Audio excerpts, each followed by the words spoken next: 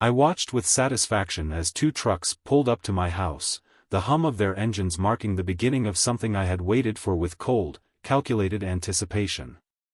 My cheating wife, Jessica, and her affair partner were upstairs, probably thinking they had more time to finish their twisted little fun. They didn't expect this. No one ever expects the tables to turn this hard. As the movers stepped out of the trucks and started walking toward the house, I lit a cigarette, leaning back on the porch railing, keeping my cool. The breeze carried the smell of fresh pine from the yard, but the scent did nothing to ease the storm brewing in my chest. If anything, it fueled the fire I'd been holding back for too long. I had known for months. It started with the little things, Jessica's constant texting, the way she suddenly became obsessed with her appearance, and the late nights out with the girls. But I wasn't a fool. I know what a liar looks like when they're trying too hard to cover their tracks. I followed her once, saw her climb into some guy's car, laughing like she hadn't a care in the world. The pieces of the puzzle fell into place so fast it made my head spin. After that, I did my homework. Hired a private investigator. I had pictures, timestamps, even video clips of their little trysts. They weren't just fooling around, they were rubbing it in my face, treating me like some oblivious idiot. The movers reached the door just as the sheriff's car pulled up. I had planned this all down to the minute. I flicked my cigarette to the ground, crushing it under my boot with a finality that mirrored how I felt. The door opened, and one of the movers gave me a quick nod. I nodded back, signaling them to go inside.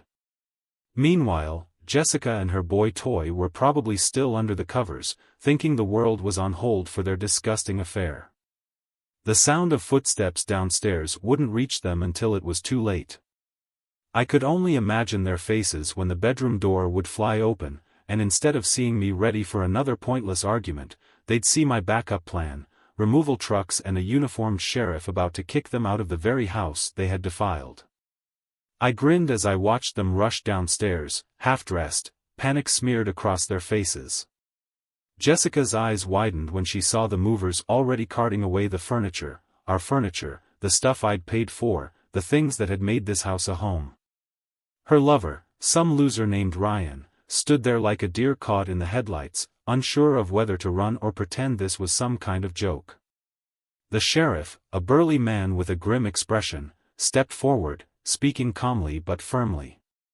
"Ma'am," he said, "this house has been sold.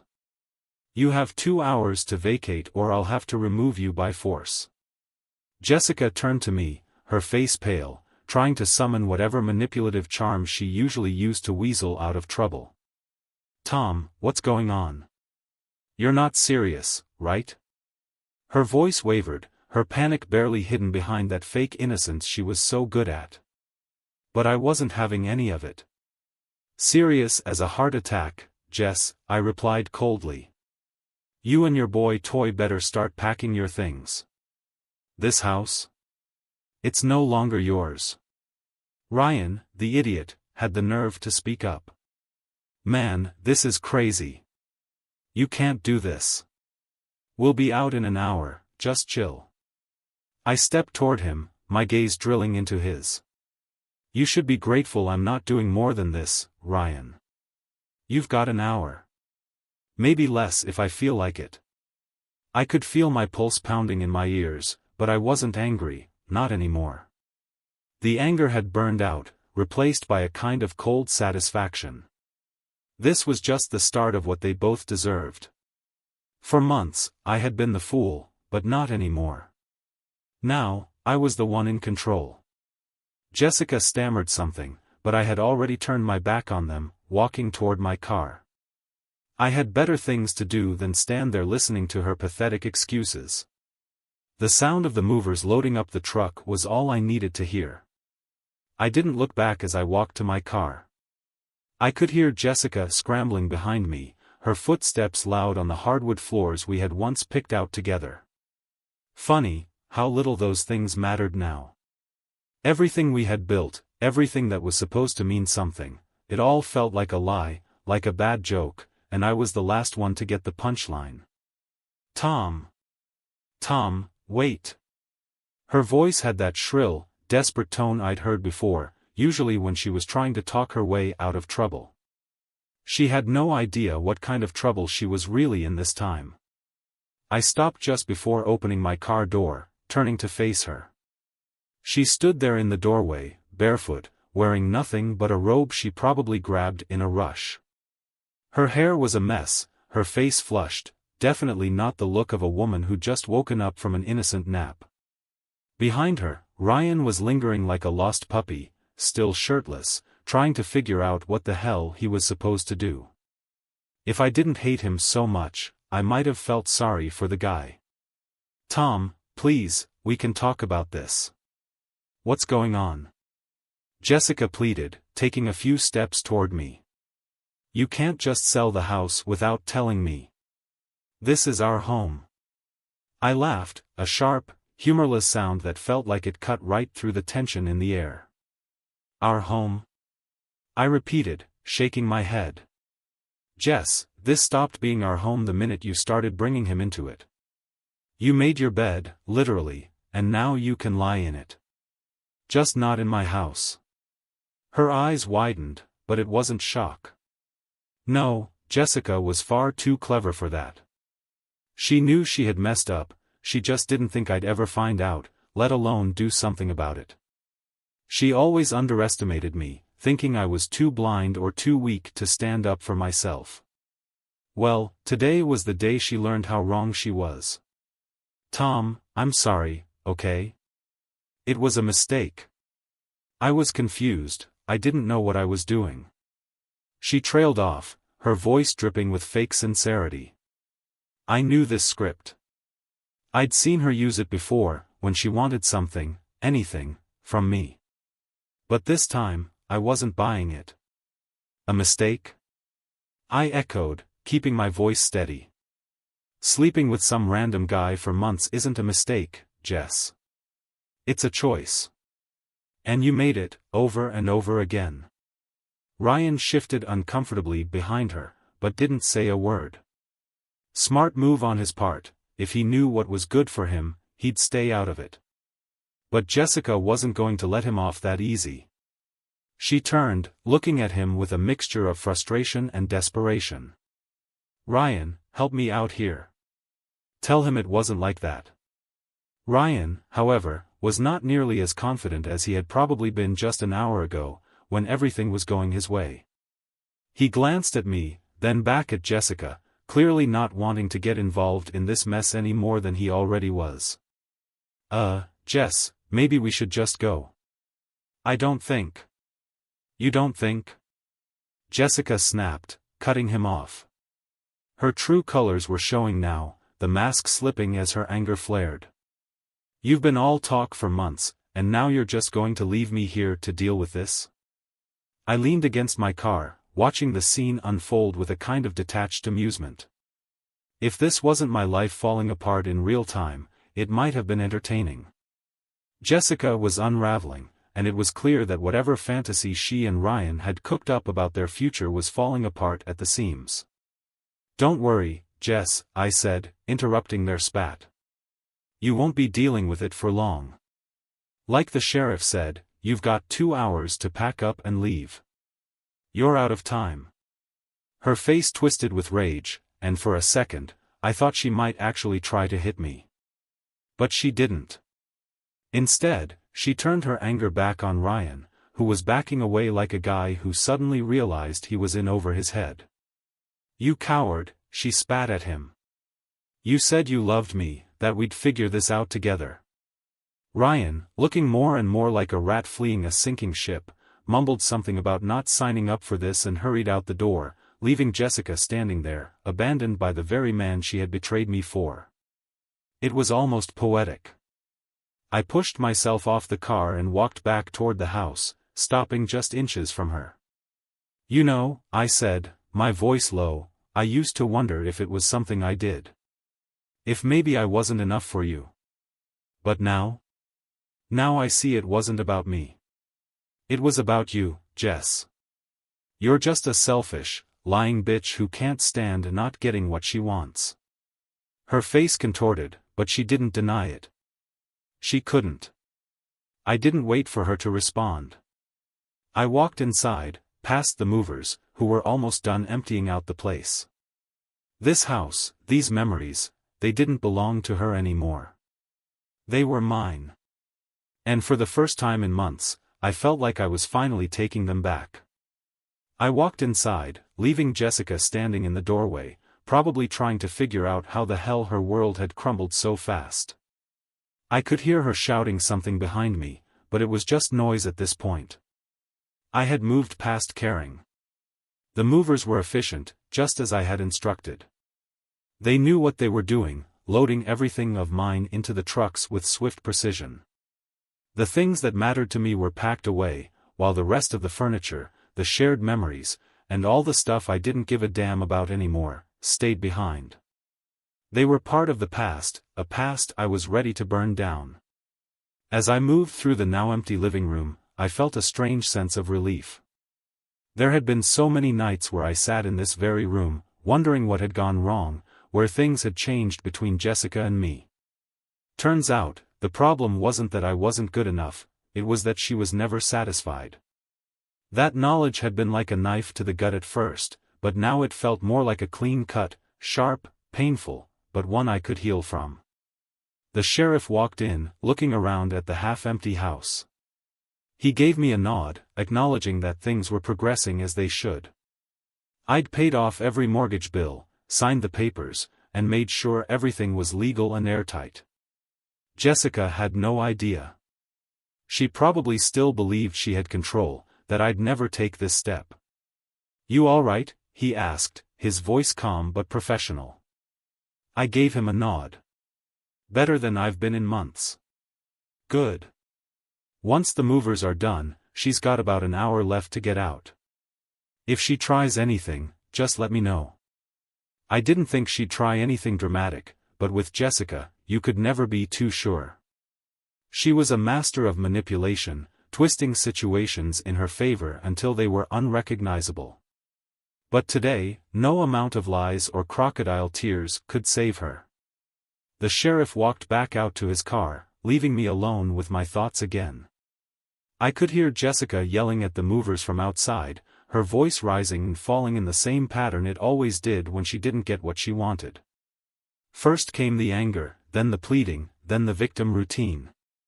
She was probably telling them how this was all a misunderstanding, how I was being irrational, hoping that maybe someone would take her side. But no one was going to save her this time. Not Ryan, who had vanished like a ghost. Not the movers, who couldn't care less about her personal drama. And certainly not me. I made my way upstairs to what used to be our bedroom. It felt different now, stripped bare, like a hollow shell of what it once was. The bed was gone, the closet doors swung open, empty hangers clinking together in the breeze from the window. This was where it had all happened, where Jessica and her lover had shared their stolen moments, thinking I would never find out. The rage that had been simmering just below the surface began to bubble up again, but I pushed it down. I didn't want to give her that power over me anymore. Instead, I walked over to the nightstand and pulled out the drawer. There, tucked under some old receipts and forgotten papers, was the little black notebook I had found months ago. The one where Jessica had carelessly written down dates and times, scribbling love notes to Ryan like a teenager. I hadn't been looking for it when I found it, but once I did, everything started to make sense. Flipping through the pages, I felt that familiar knot in my stomach. The things she had written, her thoughts, her feelings about him, about us, were like little needles stabbing into the last bits of my trust. She'd mocked me in her writing, calling me boring, predictable. She had called Ryan exciting, spontaneous, everything she thought she wanted in a man. I closed the notebook, tossing it into the trash. That was where it belonged, with all the other garbage she had brought into my life. I heard footsteps behind me and turned to see Jessica standing in the doorway, her face red with frustration. "You're really doing this, huh? You're just going to throw everything away, like it meant nothing?" she asked, her voice shaking with a mix of anger and desperation. I took a deep breath, steadying myself before I spoke. No, Jess. You threw everything away the moment you started sleeping with him. I'm just cleaning up the mess you left behind. She scoffed, folding her arms across her chest. It wasn't just about that, Tom. We weren't happy, and you know it. You were never around, always working, always distracted. I needed more. I deserved more. There it was, her favorite excuse. Somehow, she always managed to twist it around so that she was the victim, the one who had been wronged. But I wasn't falling for it anymore. Don't give me that bullshit, Jess. You could have talked to me. We could have worked on things. But instead, you decided to screw around behind my back and treat me like a fool. So no, I'm not throwing anything away. I'm just done being your safety net. Her lips trembled as she tried to come up with another excuse, but the look in her eyes told me she knew it was over. Really over. I wasn't playing her game anymore. Tom, please, she whispered, her tone suddenly soft. We can still fix this. I'll make it right. I'll end things with Ryan, and we can start over. I stared at her for a moment, wondering how many times she had said something like this to herself, convincing herself that she could have it all without any consequences. But I had made my decision. No, Jess. There's no fixing this. We're done. Her face fell, and for the first time, I saw a flicker of real fear in her eyes. The reality of the situation was sinking in. She wasn't in control anymore. Without another word, I walked past her, leaving her standing in the empty room that used to be ours. The sound of the movers downstairs filled the silence, and I didn't look back. I headed downstairs, feeling the weight of the situation settle in. It wasn't just the end of a marriage, it was the end of a life I had invested everything in, believing it would last. As I reached the bottom of the stairs, I heard the movers finishing up. They were efficient, professional, packing the last of my things into the truck without so much as a glance in Jessica's direction. I stepped out onto the porch, needing the fresh air to clear my head. The house behind me felt like a tomb, holding only the ghosts of what we had once been. Jessica was still upstairs, probably sitting in that empty room, trying to figure out her next move. But for the first time, I didn't care what her next move was. She was no longer my problem. I pulled out my phone, checking the time. She had about 45 minutes left before the sheriff would enforce the eviction. She could stay there, stew in her own mess, or pack up whatever was left and walk out with whatever dignity she still thought she had. The movers finished loading the last box and gave me a nod before climbing into their trucks. I didn't need to give them any more instructions, they knew the drill. It had all been planned. I had taken my time with this, making sure everything was perfect. I watched with satisfaction as the trucks pulled away, heading toward the storage facility where my things would be kept until I figured out my next steps. As I lit another cigarette, I saw the sheriff approach, his expression still calm and businesslike. He didn't seem fazed by the drama, probably used to seeing this kind of thing more often than I could imagine. "You good?" he asked, stopping beside me. I took a drag of the cigarette and nodded. "Yeah.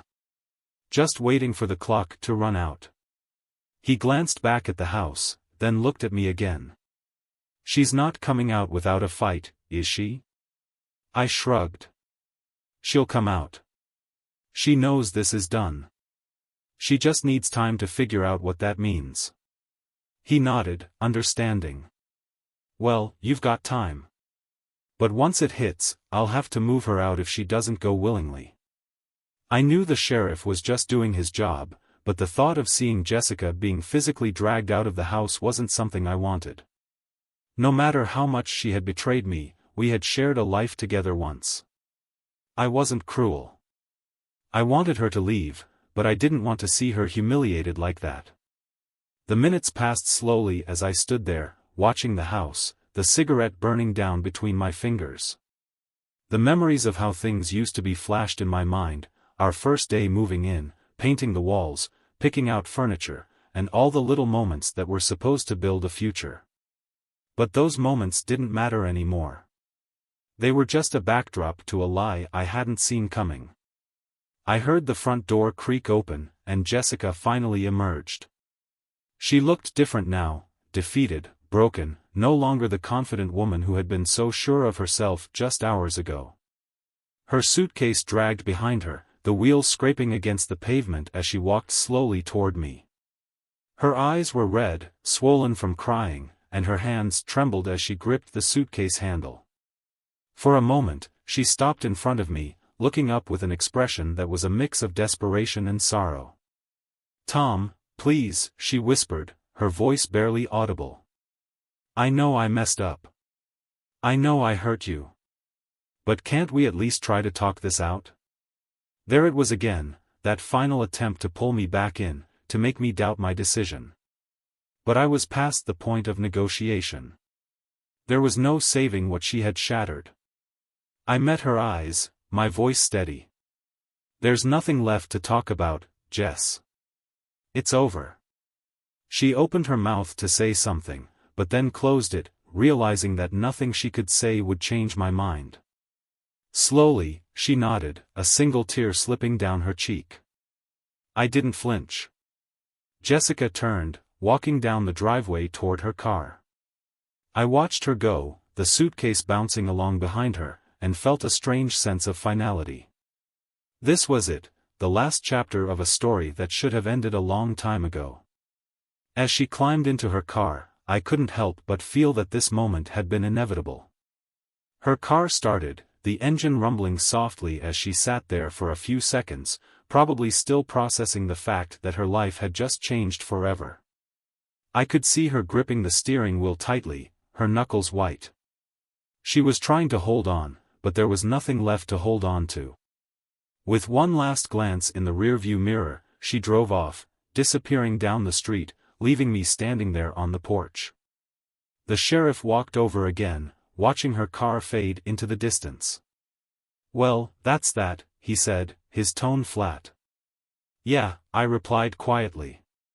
"That's that."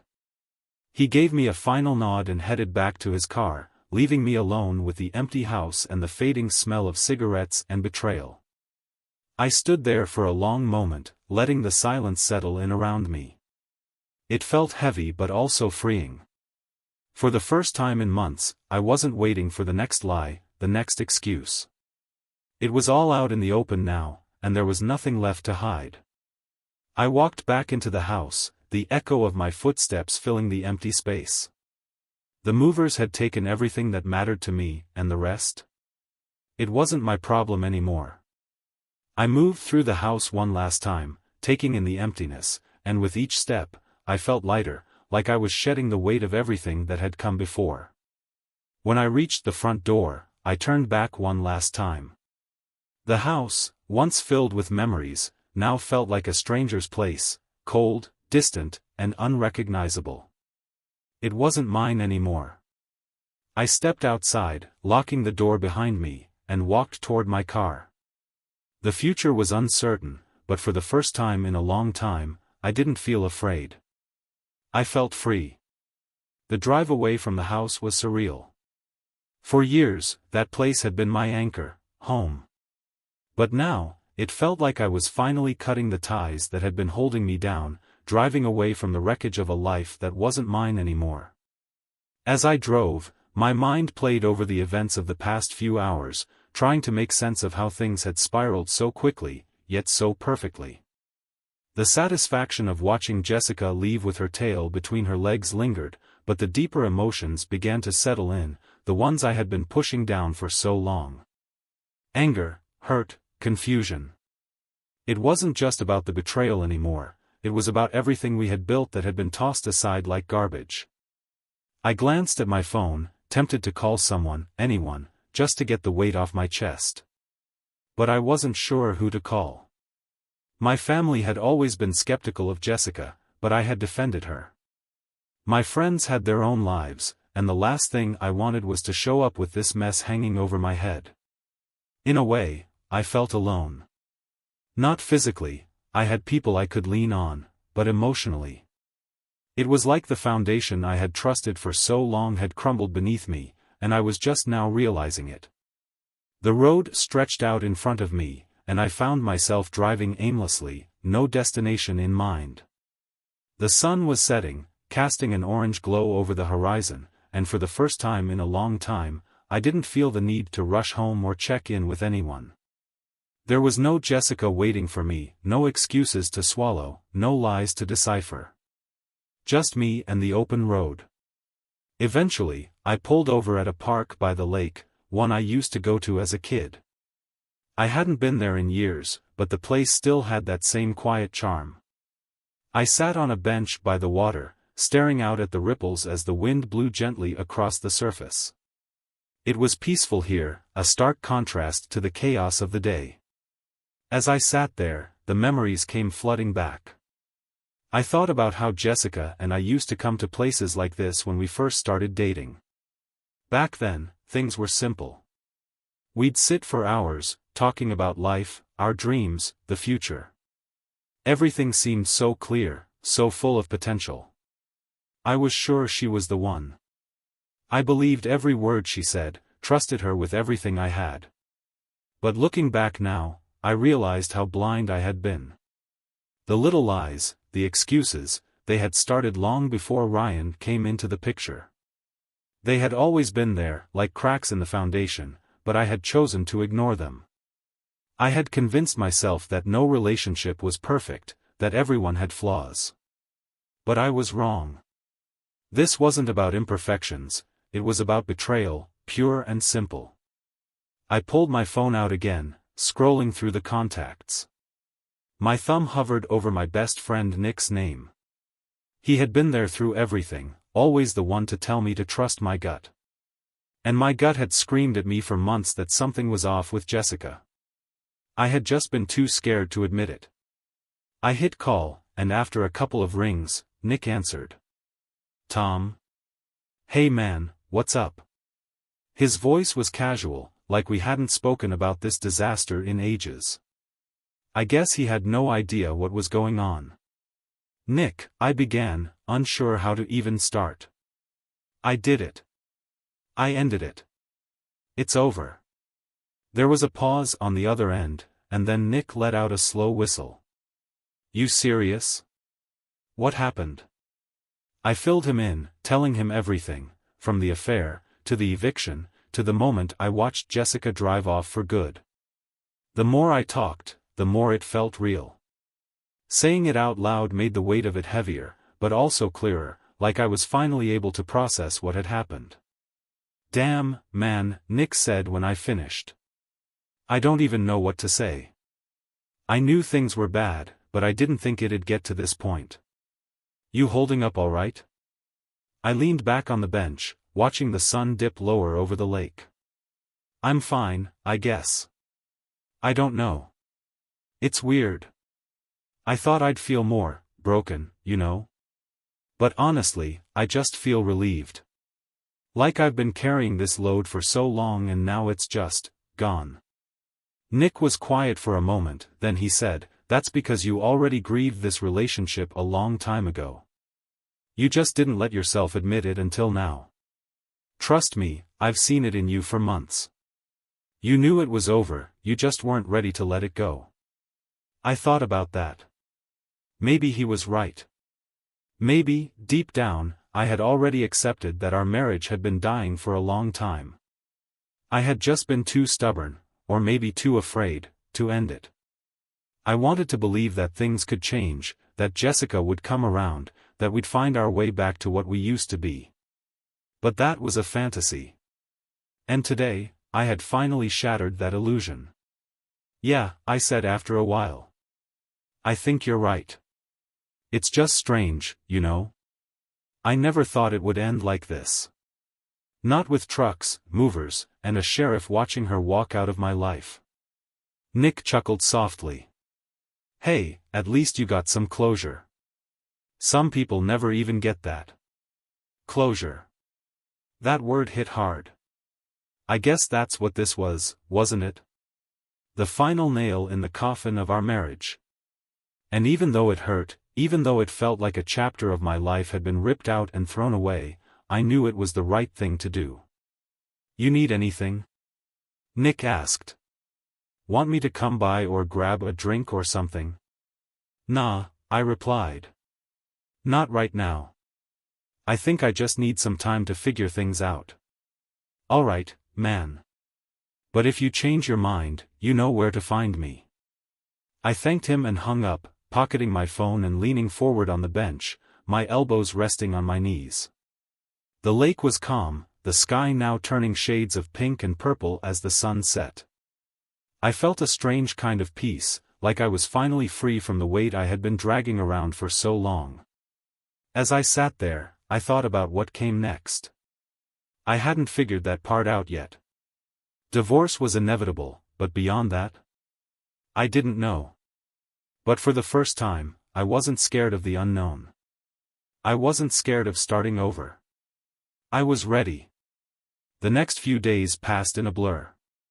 The silence in my temporary apartment felt deafening at first, but eventually, I started to get used to it. There was no more tension, no late-night arguments, no pretending everything was fine when it wasn't.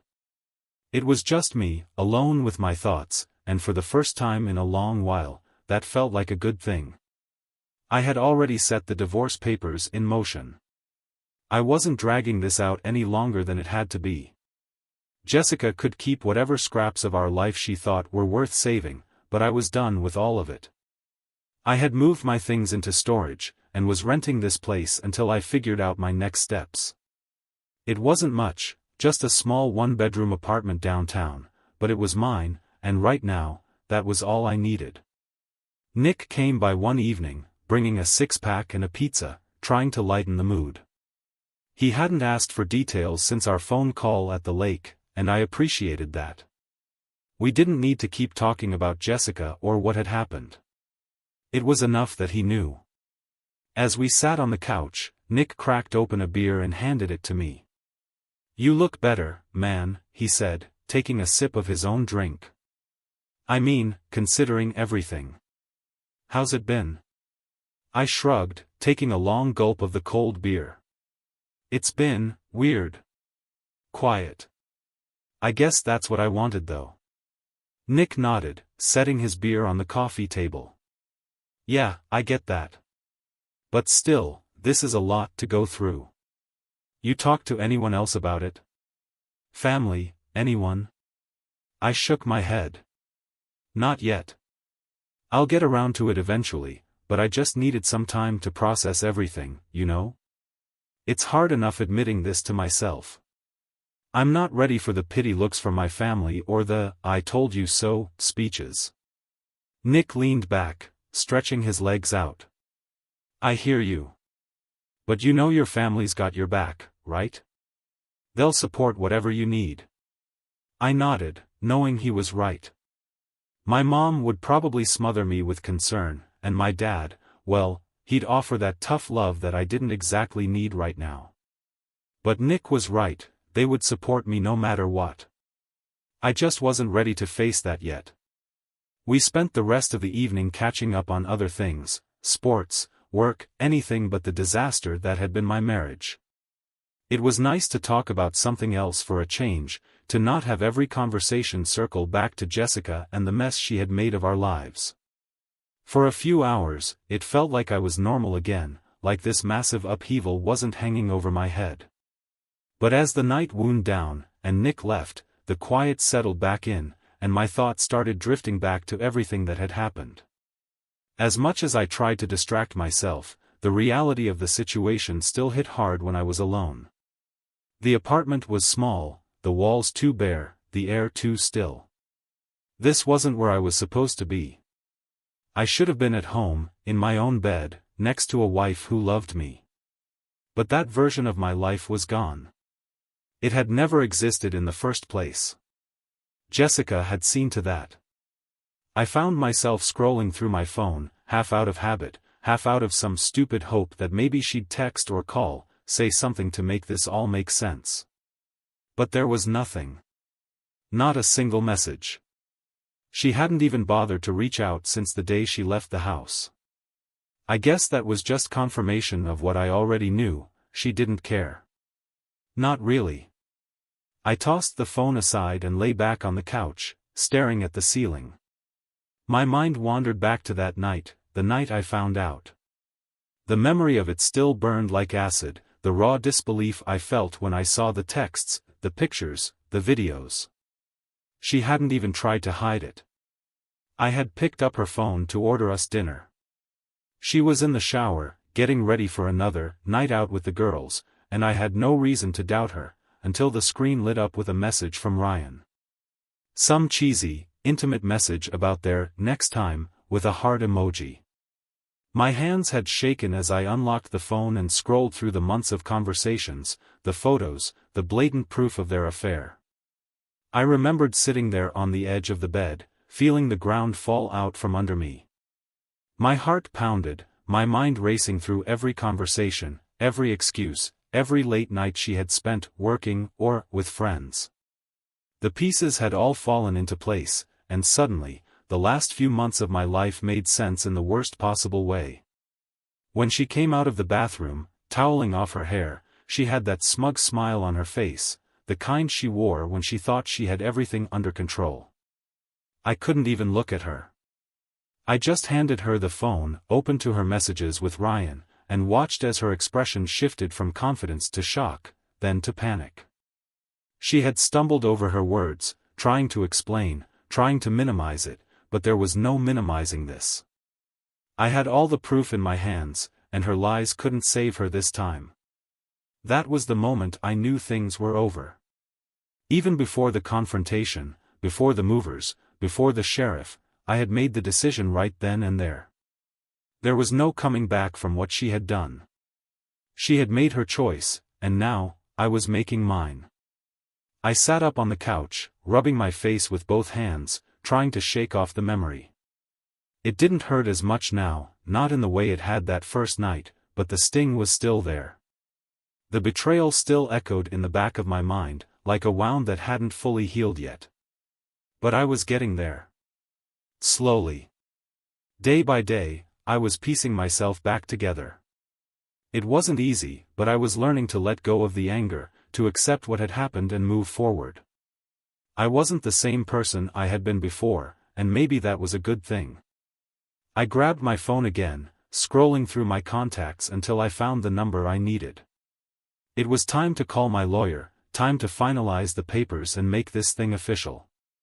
No more dragging it out. No more waiting. The day I met with my lawyer, the sky was overcast, a perfect reflection of my mood. I pulled up to the office, feeling the weight of everything pressing down on me.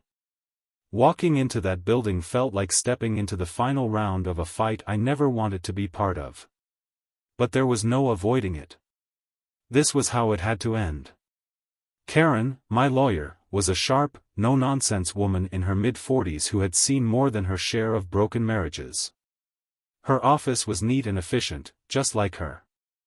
As I sat across from her at her desk, she glanced up at me over her reading glasses, her expression neutral. "Tom, we're almost there," she said, flipping through the papers in front of her. "Just a few final signatures, and this will all be behind you." I nodded, feeling a strange sense of finality. I wasn't sad, not in the way people probably expect when you're ending a marriage. I wasn't mourning anymore. That phase had passed, burned out by anger and betrayal. Now, it was more like exhaustion, like I was just ready for this to be over. Karen slid the papers across the desk, pointing to where I needed to sign. "Once this is filed, you're officially divorced. No going back. You sure about this?"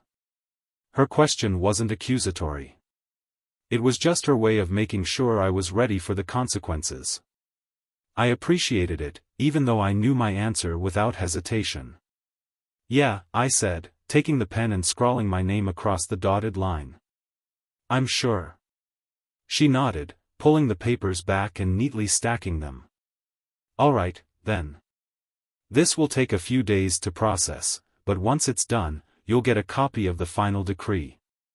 Everything's been sorted with the house and your assets, so you won't have to worry about Jessica trying to come after anything. Hearing her name felt like a punch to the gut, even now. I hadn't seen her since the day she left the house, hadn't spoken to her, hadn't even checked her social media to see what she was up to. And that had been hard. As much as I hated to admit it, part of me still wanted to know what she was doing, how she was handling things. But the other part of me, the part that was healing, knew that keeping tabs on her would only drag me back into that dark place I was trying to escape. Good, I said, trying to push thoughts of her aside. I just want this done. Karen smiled, but it was a sympathetic smile. She had seen this look before, the look of someone who had been through hell and back. I get it. And I know it probably doesn't feel like it now, but trust me, this is the best decision you could have made. You're better off without her. I nodded, appreciating her support. Karen had been professional through all of this, but she'd also been kind, understanding that I wasn't just another client to push through the system. I was someone whose life had been turned upside down, and she had helped me navigate that chaos. Thanks, I said, standing up to leave. I appreciate everything you've done. Karen stood too, offering her hand. Anytime, Tom. And if you ever need anything else, you know where to find me. I shook her hand and walked out of the office, feeling a strange mix of emotions. Relief, sadness, anger, it was all there, swirling together like a storm that had yet to fully clear. But beneath it all, there was also a sense of hope, a small spark of something new that hadn't been there before. Maybe, just maybe, this was the beginning of something better. The drive back to my apartment felt different this time. The sky was still gray, but I noticed the light breaking through the clouds in patches, and for some reason, it felt like a metaphor for my life. I had been living under a dark cloud for months, but now, the light was starting to break through. Slowly, but surely. When I got back to my place, I sat down on the couch and stared at the divorce papers. It was all so final, so official. I had expected to feel more pain, more regret, but all I felt was a deep sense of exhaustion. Maybe that's what closure really feels like, not dramatic or earth-shattering, just a quiet acceptance that things are over. I reached for my phone, scrolling through the contacts again. This time, I wasn't looking for Jessica or a lawyer. I was looking for my brother, Mike. We hadn't spoken much since everything went down. Not because he didn't care, but because I hadn't been ready to talk about it. But now, I felt like I needed family. I needed someone who had known me longer than this mess with Jessica. The phone rang a few times before Mike answered. Tommy, man, how's it going? Hearing his voice felt like a warm hug after a long, cold day. Hey, Mike. I'm good. Well, I'm all right. Just signed the divorce papers. There was a brief silence on the other end before he spoke again, softer this time. Damn, bro. That's gotta be tough. How you holding up? I leaned back on the couch, staring at the ceiling. Better than I thought I would be, honestly. It's weird. I'm sad, I guess, but more than anything, I'm just ready for this to be over. Mike sighed, and I could hear him shifting on the other end. Yeah, I get that. You know, I never liked Jess. I never said anything because, well, you were in love and all, but I always thought she was too cold, man. Too selfish. I let out a bitter laugh. Yeah, I probably should have seen that sooner. Don't beat yourself up about it, Mike said quickly. Love blinds you to a lot of things. But the important thing is you're out now. You're free. Free. That word stuck with me. I hadn't really thought of it like that before, but Mike was right. I was free, free from the lies, from the manipulation, from the constant feeling of being on edge in my own home. I guess I am, I said, a small smile creeping onto my face. It's just weird.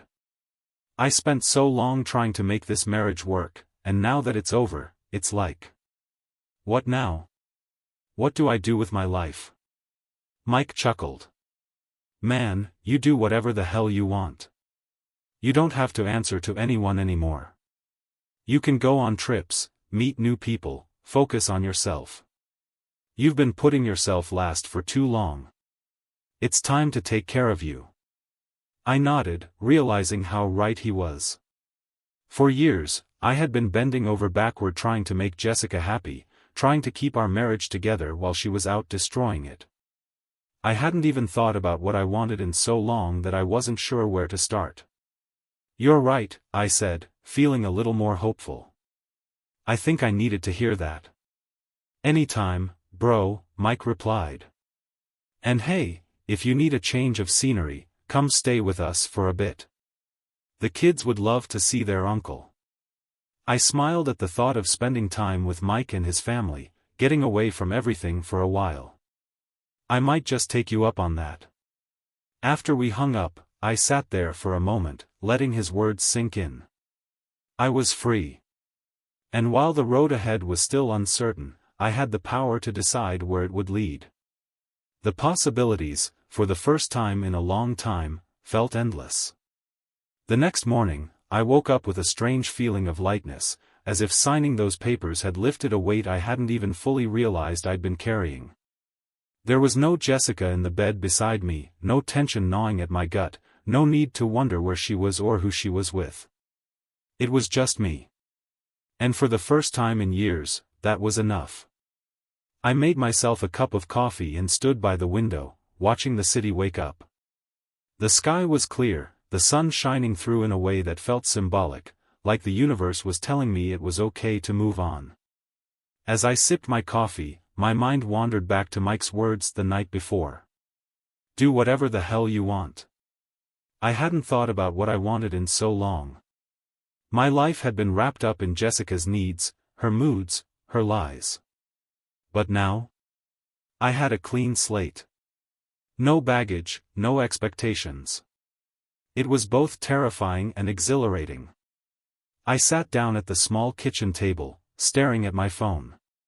For a moment, I considered calling Jessica, just to hear what she'd say now that the divorce was real. But I stopped myself. What was the point?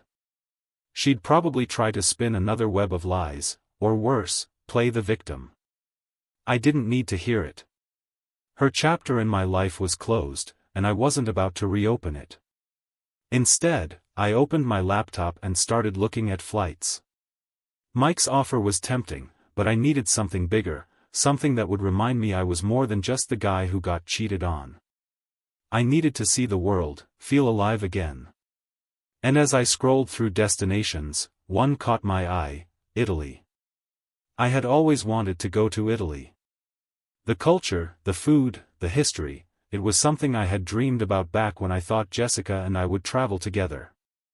But she had always been too busy, too wrapped up in her own world to care about mine. So I had put it off, thinking there'd be time later. But now? Now was my time. Without overthinking it, I booked a flight for the following week.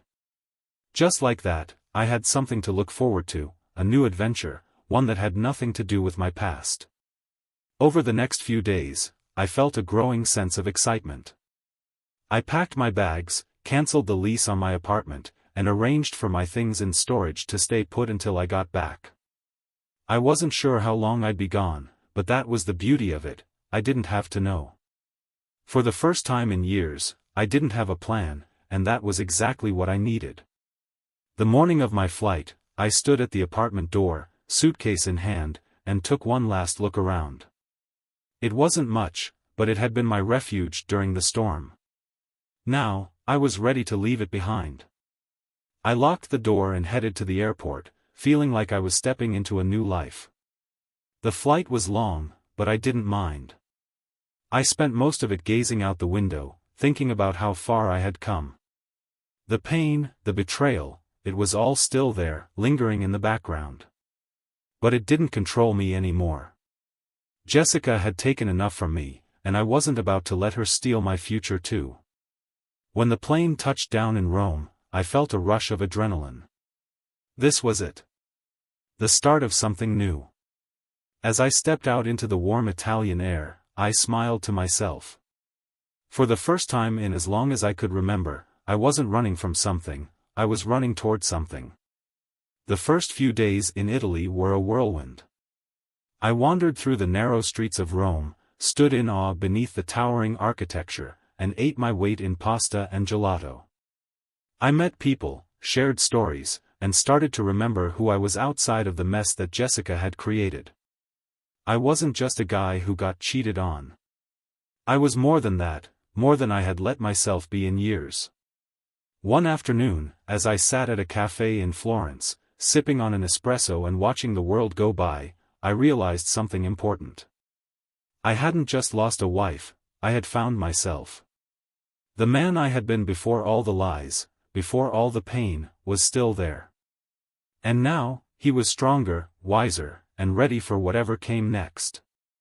I thought back to the moment I had watched those moving trucks pull up to my house, the cold satisfaction I had felt as Jessica's world crumbled around her. I had wanted revenge back then, wanted her to feel the same kind of pain she had caused me. But sitting here, thousands of miles away from that life, I realized I didn't need revenge. I had something far better. I had peace. As the sun began to set over the Tuscan hills, casting a warm golden light over the city, I raised my glass and toasted to myself. To freedom. To moving on. To finally letting go. I didn't know what the future held, but I knew one thing for sure, I was no longer defined by my past. Jessica's betrayal had broken me, but it had also rebuilt me into someone stronger, someone who knew his worth. And that was the greatest revenge of all. In that moment, I felt lighter than I had in years, like a weight I hadn't even noticed was finally lifted off my shoulders. I wasn't looking back anymore. My life, my real life, was just beginning. And for the first time, it was mine. The end.